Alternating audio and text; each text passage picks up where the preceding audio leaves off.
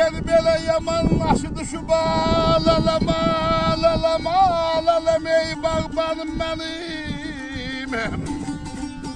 Hindi ey gülü solmuş ey bağama kardeş, bağama kardeş.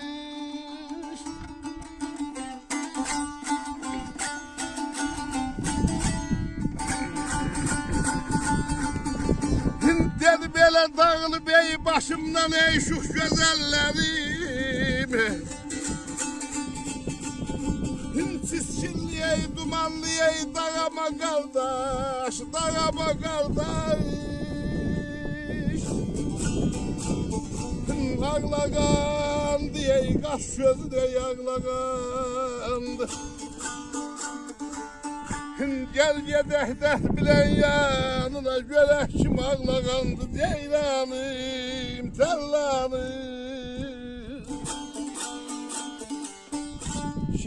Benim halan evimdendi Mehmet Ağlar'dan. Allah canı sağ eylesin. Yaman naşı düşüp bağbanım benim indi gülü solmuş bağama kardeş.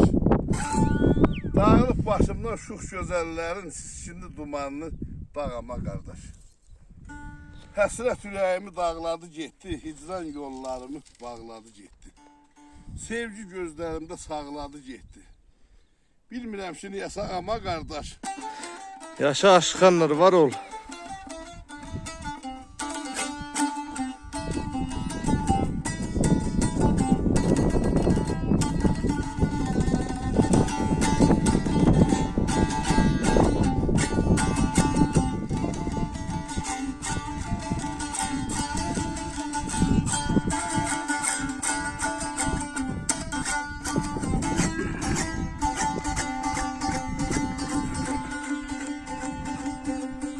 Gel böyle yağlarama, lalama, lalama, lalamayım. Közüme yarastek doşarım. Sınık şölünler yeyi birbirine koşar, abala birbirine koşar.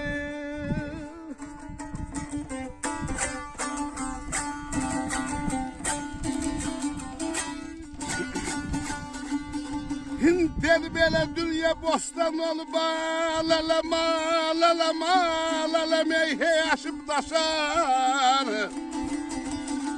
Ben de şamamasız ey tağama kardeş, tağama kardeş. Kazanaklar ey of yanar ey kazanaklar. Eğer ölsem ey gurbet elde Qəbrimi kazanarlar Ceylanım, tellanım.